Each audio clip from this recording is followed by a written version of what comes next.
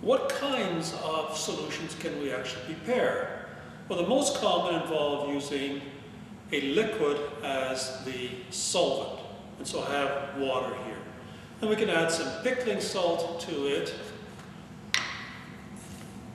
We just add a small amount of the pickling salt to the water and then stir that to dissolve. We could also use other substances such as sugar or sodium hydroxide or sodium carbonate or many of the other chemicals that are used in chemistry. We often use water as a solvent because water tends to be a universal solvent.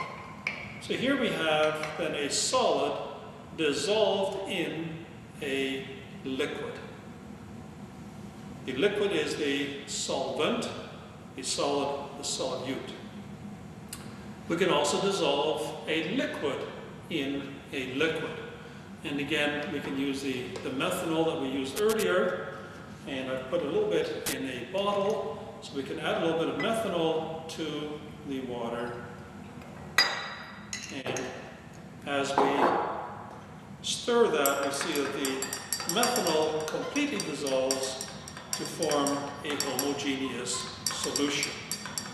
So in this case, we're using methanol as the solute and water as the solvent.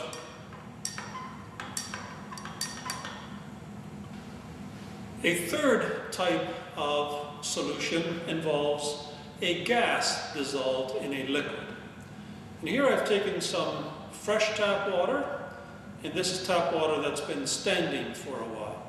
And you'll notice that there are all bubbles caused by air or other gases dissolved in the water that have come out of the solution and have now formed tiny bubbles of gas on the inside glass of the beaker.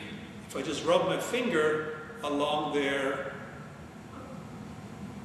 some of those gas bubbles are then released.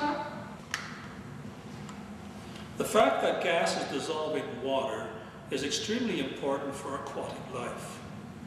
Fish need dissolved oxygen. They cannot get the oxygen that is part of the water molecule. That is tied up chemically in the formula H2O. And so the oxygen that's in water is not available. It's only the dissolved gases, the dissolved oxygen, that fish can breathe in via their gills. And other aquatic insects also need the dissolved oxygen in order to survive. Polluted water often contains reduced levels of oxygen, reduced levels of dissolved oxygen, with the consequence that many aquatic organisms are not able to survive under the low dissolved oxygen conditions. Probably the most common of the solutions involving a gas dissolved in a liquid are various kinds of pop. Here I have club soda, which really is just a solution of carbon dioxide dissolved in water under pressure. So the whole system is under pressure to keep the carbon dioxide dissolved, because carbon dioxide has a limited solubility in water.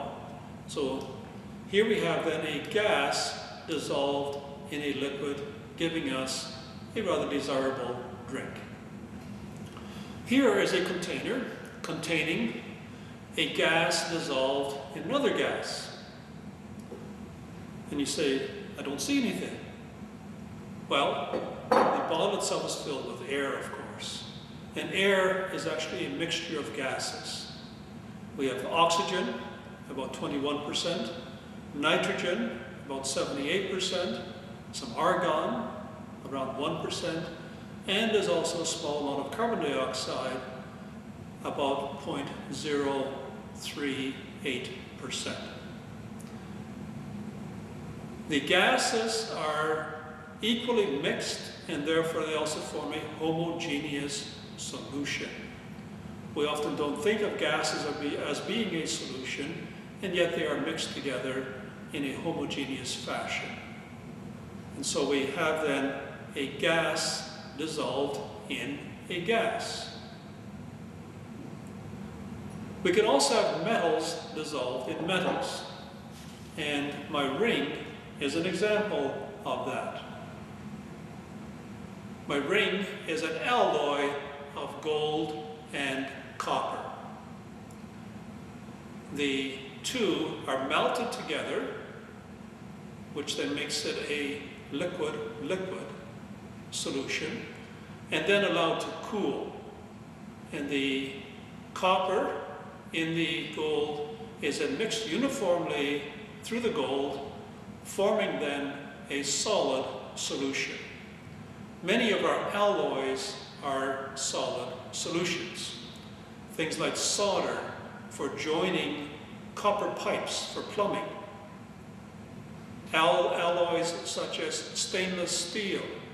Those are all examples of solids dissolved in solids.